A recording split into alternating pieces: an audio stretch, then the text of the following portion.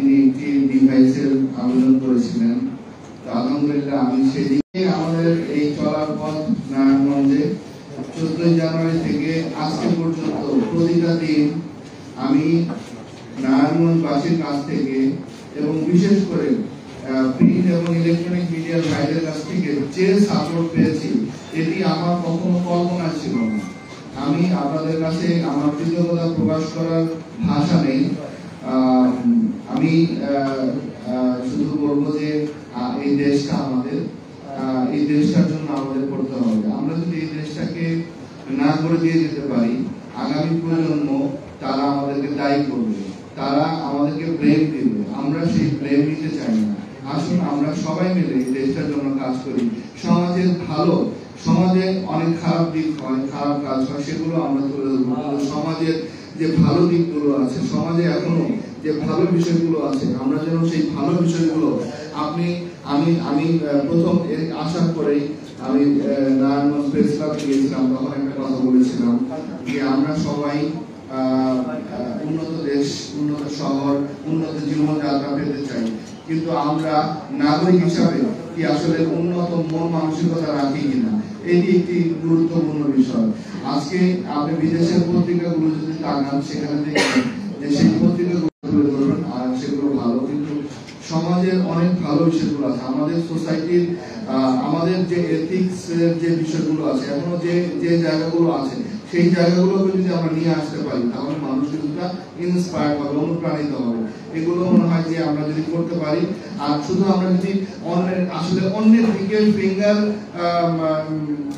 করা, পয়েন্ট করা খুব সহজ, যে আরেকজনের দোষটা ধরা খুব সহজ, কিন্তু আসলে নিজের যে দায়িত্বটা সেটাকে খুঁজে বেড়ানো খুব কঠিন, খুঁজে পাওয়া খুব কঠিন। আমরা সেটি যদি একটু দেখি তাহলে ভালো হয়। সালমা আমাদের যে একজন বিশেষ চাহিদা সম্পন্ন আমাদের যে একটি বোন, সে আজকে আমার কাছে যেদিন এসেছিল এবং সে যে তার এই চ্যালেঞ্জ নিয়েও সে যে পড়ালেখা করছে এবং ইংলিশের মতো একটি সাবজেক্টে তার রেজাল্ট অনেক ভালো, আর তাকে সে যে এখনো তার যে মনোবল আছে, আমার মনে হয় যে আমার এই ধরনের যারা বিশেষ চাহিদা সম্পন্ন আছে তাদের পাশে আমাদের সকলের দাঁড়ানো উচিত। আমি মনে করি যে সালমারা আমাদের সমাজের জন্য কখনোই বোঝা নয়, তারা আমাদের সমাজের সম্পদ। এবং আমি তার জন্য আমরা যে ল্যাপটপটি দিয়েছি, আমি আবার বলছি যে আমরা সাধারণত জেলা প্রশাসন থেকে যে ডিভাইসগুলো দিয়ে থাকি সেগুলো আমরা যথেষ্ট কোয়ালিটি সম্পন্ন দেওয়ার চেষ্টা করি। আমাদের উইদিন আওয়ার লিমিটস, আমাদের ক্যাপাবিলিটিস এর মধ্যে যতটুকু থাকে আমরা চেষ্টা করি। সালমার জন্য এইচপি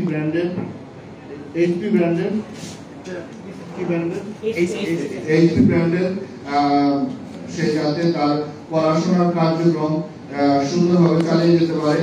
এবং সালমার কাছে আমাদের একটি অনুরোধ থাকবে যে তুমি এই কম্পিউটার ব্যবহার করে কখনোই নিজেকে কখনো তুমি অসহায় ভাববে না, হেল্পলেস ভাববে না। আমরা সবসময় তোমাদের পাশে আছি। তুমি তোমার যতটুকু ভিতরের সাহস এবং তোমার যে যোগ্যতা, সেই যোগ্যতা দিয়ে তুমি সমাজে প্রতিষ্ঠিত হবে এবং এই জন্য যতটুকু পরিশ্রম করতে হয় সেই পরিশ্রমটা তুমি করবে। আমরাও এরপরে যদি আরো কখনো কোনো সহায়তা লাগে আমরা অবশ্যই তোমাদের পাশে থাকবো। সিটি প্রেস ক্লাবের যে বিষয়টি আমাদের কাছে আসলে আবেদন করেছিল, আবেদন করার পরও এগুলো আসলে প্রসেস করে মন্ত্রণালয় থেকে অনুমোদন করতে আমাদের যদিও বেশ কিছু সময় চলে গিয়েছে, তারপরও যে আমরা শেষ পর্যন্ত সেটি পেরেছি। আমরা বিশ্বাস করি যে আজকের এই আধুনিক যুগে আপনাদের একটা প্রেস ক্লাবে এরকম একটি ডিভাইস থাকবে না, এটি আসলে হতে পারবে না। আর আপনারা যেভাবে নারায়ণগঞ্জের সাংবাদিক সমাজ যতটা সোচ্চার, সত্যি আমি বিশ্বাস করি অন্য কোনো জেলায় এরকম সোচ্চার আছে কিনা, এত সাংবাদিকতার সাথে। আসলে এই শহরের অনেক নিউজের ভ্যারাইটিও অনেক বেশি, যেহেতু এই শহরের প্রচুর লোক এবং এখানে এর শহরের ইতিহাস ঐতিহ্য রয়েছে। এখানে বিশেষ করে বাংলাদেশের অর্থনীতিতে এই শহরের অনেক বড় কন্ট্রিবিউশন। সুতরাং এই শহরের অনেকগুলো সেক্টর আছে।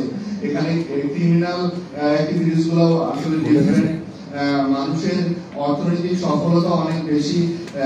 এবং এখানে এই শহরের সাথে বিদেশের অনেক কানেক্টিভিটি আছে, যেহেতু আমরা অনেক এখানে এক্সপোর্ট, আমাদের এক্সপোর্ট ইন্ডাস্ট্রি মূলত নারায়ণগঞ্জ শহরকে কেন্দ্র করে, সুতরাং এখানে নিউজের সেক্টর অনেক বেশি, কাজ করার সুযোগ অনেক বেশি। তো আমি এবং বিশেষ করে আমাদের পরিবেশের উপরে আপনারা যেভাবে সচেতন ভাবে আমাদেরকে সহায়তা করেছেন, পরামর্শ দিয়েছেন, এই জন্য আপনাদের প্রতি অনেক বেশি কৃতজ্ঞতা প্রকাশ করছি। আর সিটি প্রেস ক্লাব তারা বলবো যে তাদেরও নতুন যে ডিভাইস তা পাওয়ার পর আপনারা অবশ্যই, আমি একটা রিকোয়েস্ট করবো যে আমরা আমাদের সমাজের এখন আজকের যে বড় চ্যালেঞ্জ আমরা মনে করছি সেটা হচ্ছে আমাদের মাদক। আপনারা যেন ওই মাদকের বিরুদ্ধে একটু সোচ্চার হন, আপনাদের সর্বোচ্চ সব পর্যায়ে থেকে আপনারা যদি মাদকের বিরুদ্ধে একটু সোচ্চার হন, একটু লেখালেখি করেন, শুধু লেখালেখি করলে হবে না, এর বিরুদ্ধে একটা প্রতিরোধ করে তুলতে হবে। প্রতিরোধের জন্য একটা জনমত তৈরি করতে হবে এবং সমাজের সাধারণ মানুষের মধ্যে আজকে কে মাদক গ্রহণ করছে। আজকে আমি একটু আগে আমার মনটা আমি খুব বিষণ্ণ হয়ে গিয়েছি, জেলখানায় গিয়েছি, একজন মা সে জেলখানায়, আমি বললাম যে কি হয়েছে, তো বললো যে আমার মার্ডার কেসের মামলা। কিসের জন্য মার্ডার হয়েছে? বললো আমার ছেলে। আমার ছেলে কে মেরেছে? আমার স্বামী মেরেছে। কেন মেরেছে? বললো যে সে কি করতো, ওই মারামারি করতে, মানে সে তার বাবা হার্টের রোগী, মাদকের টাকা না পেলে তার বাবার ওষুধ সব লাথে ফেলে দিত, এরকম অত্যাচার করতো। আসলে প্রত্যেকটা মাদক সেবী আপনারা যদি গিয়ে দেখেন, প্রত্যেকটা মাদক সেবী তার বাবা মার সাথে কেমন আচরণ করে, তার পরিবারের সাথে কেমন আচরণ করে। আমরা যদি আসলে সবাই মিলে এর বিরুদ্ধে সোচ্চার না হতে পারি, আমরা যদি একটা বজ্র মুষ্টি, একটা জোর তৈরি করতে না পারি, আমাদের কণ্ঠ যদি এর শক্ত না হয়, দৃঢ় না হয়, তাহলে একদিন আপনার আমি হয়তো এখানে বসে আছি, ভালো আছি, আমাদের সন্তান দেখবেন এই পথে চলে গেছে, আপনার সন্তানটিও আপনার সাথে এরকম আচরণ করবে।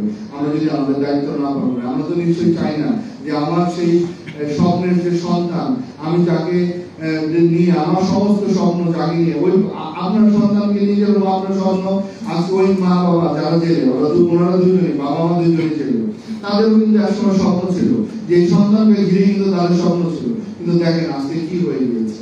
এটি কিন্তু একদিন আমি জিজ্ঞেস করলাম যে একদিনে তো হয় নাই, প্রথম দিকে বললো মানাতে পারি নাই।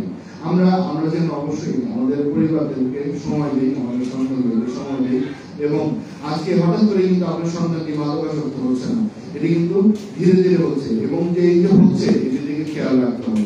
আমরা যেন শুধু অন্ধের মতো না চলি, আমরা যেন সবকিছু দেখে আমি বিশেষ করে আমাদের সাংবাদিক ভাইদের বলবো যে আপনারা অবশ্যই এই বিষয়টা গুরুত্ব দেন।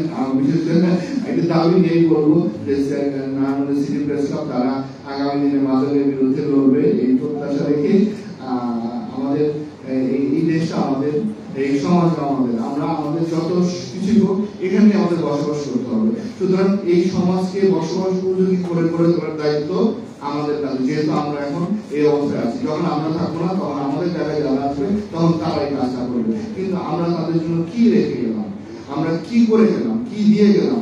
আজকে যেমন আমরা যদি আমাদের আগের প্রজন্মকে বলি, যদি ব্রেন করি, যেমন সেদিন একটি কথা আসছিল যে শিক্ষা প্রোগ্রাম করছিলাম, যে আগের শিক্ষা ব্যবস্থা নিয়ে একটি কম্পারেটিভ স্টাডি হচ্ছিল, তখন দেখা গেল যে তাহলে ওই সময়ের শিক্ষা ব্যবস্থায় কি ছিল, এখন কি হয়েছে, তখন একটা ব্লেম গেম চলে আসে। আমরাও যেন আমাদের এই কার্যক্রমে যেন কোনো ব্লেম গেম না আসে, আমরা যেন আমাদের স্ব অবস্থান থেকে আমাদের দায়িত্ব পালন করতে পারি, সেই প্রত্যাশা রেখে আবারও আমাদের সকল সাংবাদিক ভাইদের, মিডিয়া ভাইদেরকে যেভাবে আপনারা প্রাণ চাঞ্চল্য নিয়ে কাজ করে যাচ্ছেন সমাজের জন্য, সেটা ধরে রাখবেন। এই প্রত্যাশা রেখে বিশেষ করে আমরা সবাই আসুন আজকে মাদকের বিরুদ্ধে বলি, মাদকের বিরুদ্ধে সমাজের একটা জনমত তৈরি করি, জনস্রোত তৈরি করি, তাহলে আমরা আসলে সবাই পারিবারিক ভাবে শান্তিতে থাকতে পারবো, আমরা কাঙ্ক্ষিত সমাজ প্রতিষ্ঠা করতে পারবো। সবাইকে আবার ধন্যবাদ জানাচ্ছি। এবার আপনাদের হাতে আমাদের ডিভাইসটা তুলে দেবো। একটা প্রশ্ন হচ্ছে স্যার, আমরা জানি যে সেফটি ফার্স্ট, তো গতকাল আমাদের সিনিয়র ফটোগ্রাফার সেটার সময় আমরা নির্যাতন শিকার হয়েছে, চেয়ারম্যান এসেছে। এই আমি নেতা কর্মীদের নাম বলবো না, অনেক সময় এলাকার প্রভাবশালী ব্যক্তি বা নেতা কর্মী সাংবাদিক উপর চড়া হয়ে যায় প্রকাশ করতে, যে ক্ষেত্রে আমরা অনেকে চেয়ারম্যানের শিকার হয়েছি। এই পরিবেশটা থেকে আমাদের বের করার জন্য আপনার দৃষ্টি এবং আপনার সহযোগিতা অবশ্যই আমরা চাই। অবশ্যই কালকের ঘটনাটা আমি শোনার সাথে সাথে আপনারা জানেন কিনা যে আমাকে বলার সাথে সাথে আমি ব্যবস্থা নিয়েছি এবং সাথে সাথে আমি কথা বলেছি এবং সাথে সাথে অ্যারেস্ট করেছি। এটি অনাকাঙ্ক্ষিত, এটি কোনোভাবেই হতে পারে না, এটা আমরা কখনোই মেনে নিব না এবং যেখানেই এই ঘটনা ঘটবে সেখানে আমরা ব্যবস্থা গ্রহণ করব। ধন্যবাদ স্যার। আব্দুল ভাই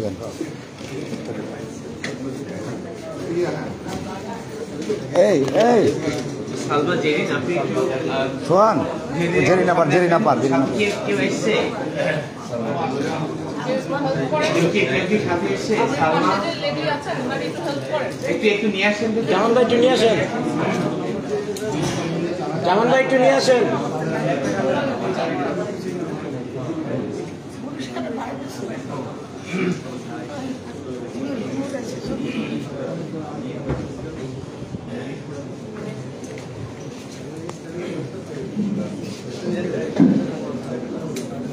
সোহান গেল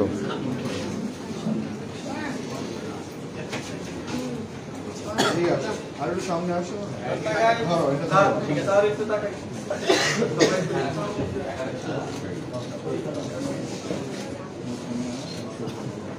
হয়েছে?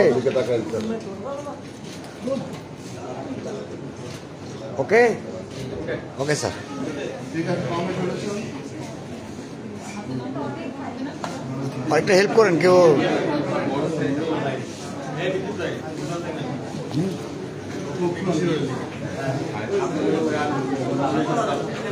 তোমাদেরকে বলেছে, তোমাদের বলেছে তোমার আবার 10টা ফুটেজ লাগবে, একটা দুদিন তো হবে না। হ্যাঁ সবাই একটু নাস্তা নিয়ে না, আমার তখন কথা বলতে বলতে ভুলে গেছি।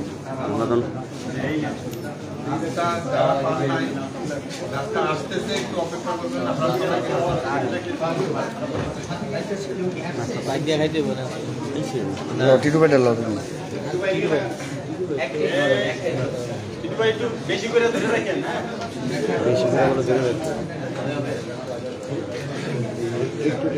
একটু হাতের বামে বাম দিকে